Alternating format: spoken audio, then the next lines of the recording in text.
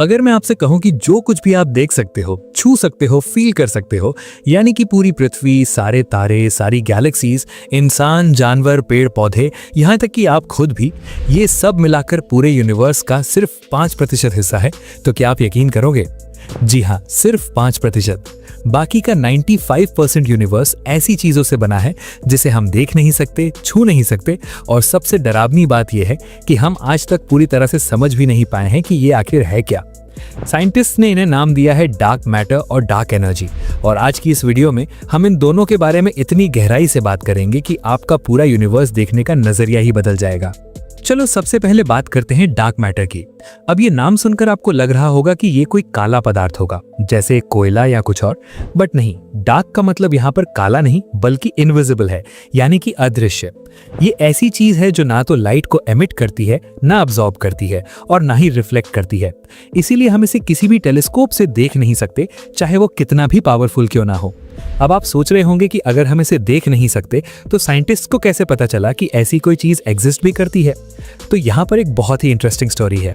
1930s में एक Swiss astronomer थे जिनका नाम था फ्रिट्ज विकी। ये स्पेस में बहुत दूर गैलेक्सीज को ऑब्जर्व कर रहे थे।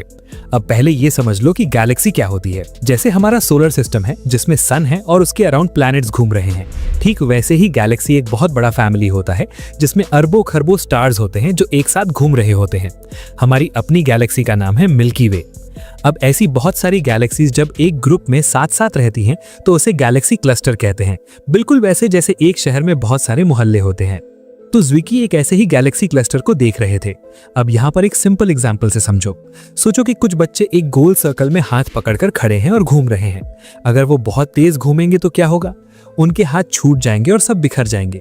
बट अगर सब बच्चे बहुत मजबूती से हाथ पकड़े हों तो वो तेज घूमने के बावजूद भी साथ रह सकते हैं।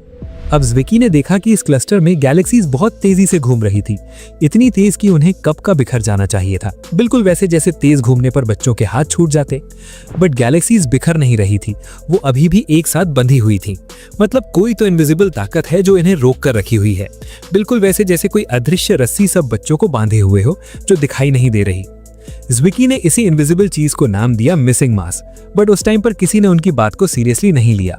फिर करीब 40 साल बाद 1970s में एक अमेरिकन एस्ट्रोनॉमर वेरा रूबिन ने एक और शॉकिंग डिस्कवरी की।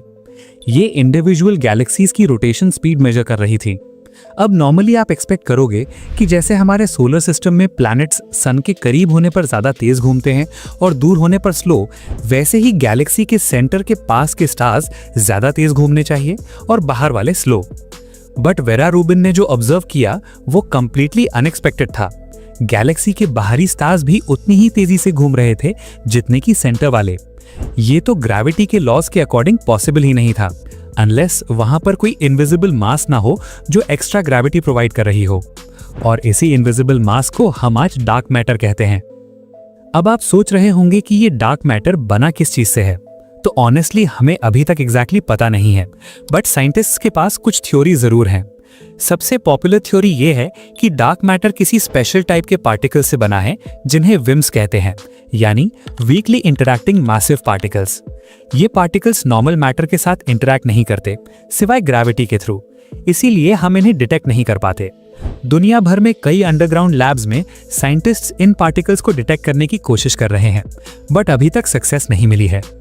अब एक इंटरेस्टिंग सवाल जो बहुत लोगों के मन में आता है वो ये है कि अगर डार्क मैटर हर जगह है तो क्या ये हमारे थ्रू भी पास हो रहा है? और इसका जवाब है हाँ, एब्सोल्युटली।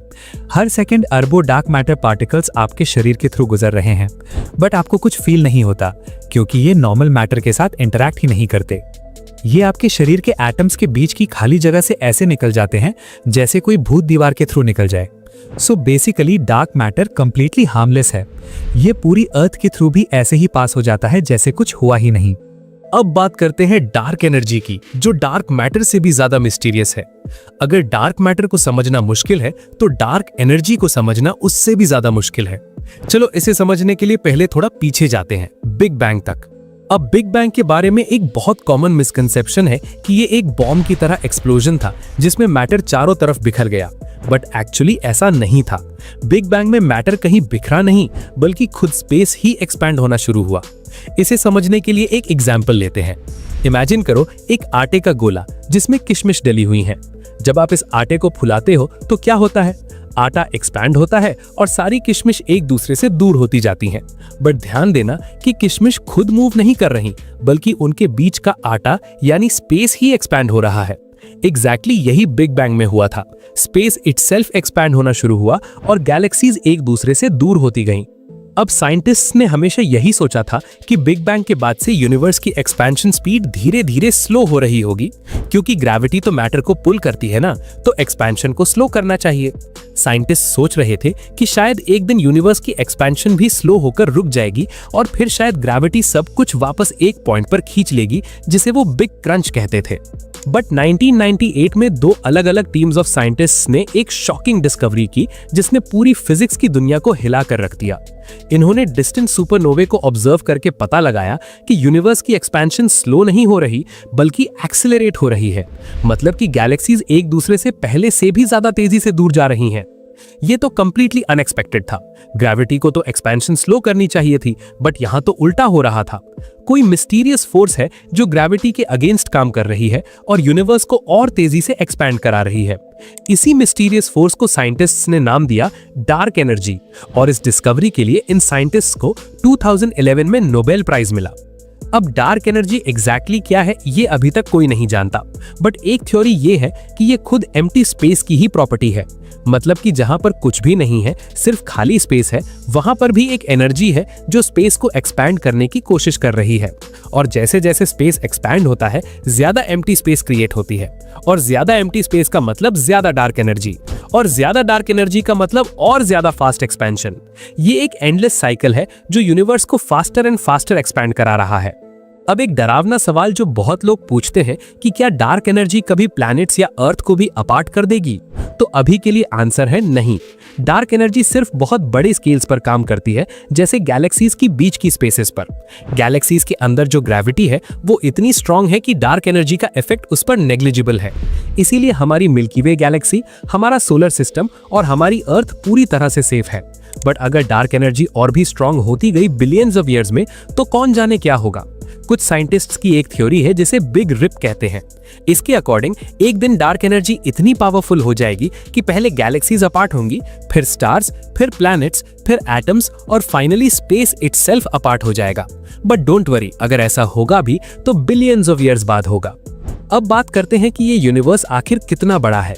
अब ये सवाल सुनने में सिंपल लगता है, बट एक्चुअली ये बहुत कॉम्प्लिकेटेड है। पहली बात तो ये है कि जितना यूनिवर्स हम ऑब्जर्व कर सकते हैं वो पूरा यूनिवर्स नहीं है। हम सिर्फ उतना ही यूनिवर्स देख सकते हैं जहां से लाइट हम तक पहुंच पाई है। इसे हम ऑब्जर्वेबल यूनिवर्स कहते हैं, और ये करीब 93 बिलियन लाइट ईयर्स अक्रॉस है। बट एक्चुअल यूनिवर्स इससे बहुत ज्यादा बड़ा है। कितना बड़ा है ये हमें नहीं पता, शायद इन्फिनाइट भी हो सकता है। अब एक और इंटरेस्टिंग सवाल है कि क्या यूनिवर्स का कोई एज है? अगर आप स्ट्रेट लाइन में चलते जाओ तो क्या कहीं पर एक दीवार आएगी जहां पर यूनिवर्स खत्म हो जाए? तो इसका आंसर है प्रोबेबली नहीं। साइंटिस्ट्स का मानना है कि यूनिवर्स या तो इन्फिनाइट है जिसका कोई एज ही नहीं है, या फिर ये एक स्पेशल शेप में कर्व्ड है। इसे समझने के लिए इमेजिन करो अर्थ की सरफेस। अगर आप अर्थ पर स्ट्रेट लाइन में चलते जाओ तो आप कभी किसी एज पर नहीं पहुंचोगे, बल्कि घूम फिरकर वापस उसी जगह पहुंच जाओगे जहां से शुरू किया था, क्योंकि अर्थ की सरफेस कर्व्ड है। कुछ साइंटिस्ट्स का मानना है कि शायद 3D यूनिवर्स भी इसी तरह कर्व्ड है, तो टेक्निकली आप किसी भी डायरेक्शन में जाते जाओ, आप कभी किसी एज पर नहीं पहुंचोगे। तो ये थी डार्क मैटर, डार्क एनर्जी और यूनिवर्स की पूरी कहानी। Stay curious, keep learning.